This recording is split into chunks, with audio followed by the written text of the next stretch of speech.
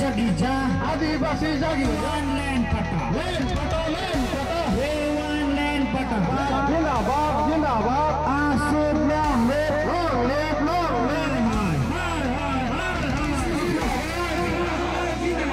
আজি যি মানে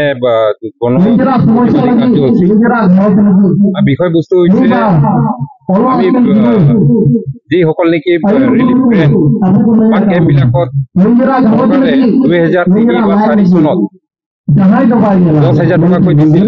আমি তেতিয়া প্ৰতিবাদ কৰিছিলোঁ, চৰকাৰক আমি প্ৰতিবাদ কৰিছিলোঁ এইটোৱে যে 10,000 টকাত কোনো পৰ্যায়ে এটা ৰিলিফ গ্ৰেণ্ট হ'ব নোৱাৰে। কাৰণ যিসকল পৰিয়ালে সৰ্বোচ্চ হেৰুৱালে তেওঁলোকৰ মাটি বাৰী পৰ্যন্ত এৰি আহিব লগা হ'ল, তেওঁলোকৰ ঘৰ বাৰী পৰ্যন্ত মানে জ্বলি চাৰখাৰ হৈ গ'ল। আৰু 4-5টা বছৰ কেম্পত থাকি পেলাই যদি চৰকাৰে তেওঁলোকক 10,000 টকা ক্ষতিপূৰণ দিয়ে, আমি তেতিয়া প্ৰতিবাদ কৰিছিলোঁ। কিন্তু প্ৰতিবাদক দমন কৰি আদিবাসী পৰিয়ালসমূহক নিজ নিজ গাঁৱলৈ পুনৰ সংস্থাপনৰ নামত তেওঁলোকক যাবলৈ বাধ্য কৰা হৈছিল। 10,000 টকাৰ বিনিময়ত তেওঁলোকে এষাৰ গৰু কিনিব পৰা নাছিল। ইয়াৰ পিছতে মানে গাঁৱত যিবিলাক ল'ৰা ছোৱালী যুৱক যুৱতীবিলাক থাকে তেওঁলোকে বহিৰাজ্যলৈ দলে দলে ধাপে ধাপে গৈ মানে বাহিৰত কাম কৰি বিচাৰি আৰু গাঁৱত থকা যিসকল আদিবাসী পৰিয়াল আছিল সংস্থাপন অলৰেডি হৈছে, তেওঁলোকে জংগলী আলু কচু খাই থাকিব লগা হৈছিল।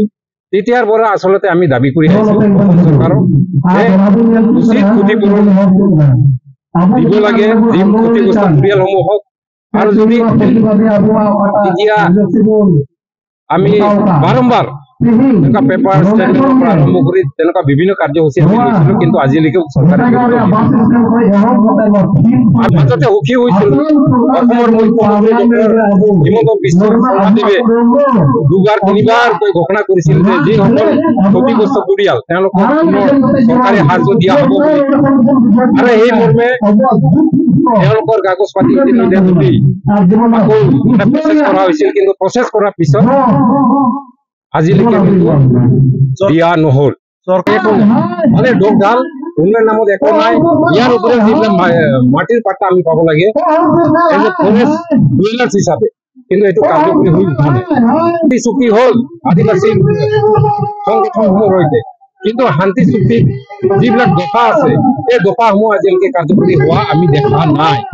গতিকে আমি চৰকাৰৰ প্ৰতি এতিয়া বিক্ষোভ বা এটা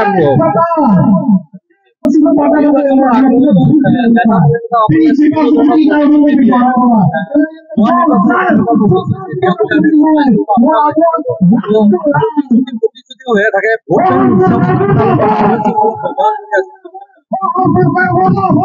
আচলতে এইটো সত্য কথা। ভোটৰ আগত এই 500 টকীয়া এটা ৰাজনীতি চলে, আৰু এই 500 টকীয়া নোটৰ মানে যি ৰাজনীতি এইটো একাংশ নেতা পালি নেতাৰ পৰা আৰম্ভ কৰি ইয়াত কিছুমান ধুৰন্ধৰ ব্যক্তিসকলেও থাকে।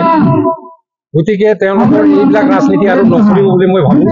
ৰাইজে সজাগ হৈছে, ৰাইজে ৰাজনীতি কি এইটো ভালকে বুজিব পাৰিছে। গতিকে আগন্তুক দিনবোৰত ৰাইজে নিশ্চয় সিদ্ধান্ত ল'ব যে ভোট কি বস্তু।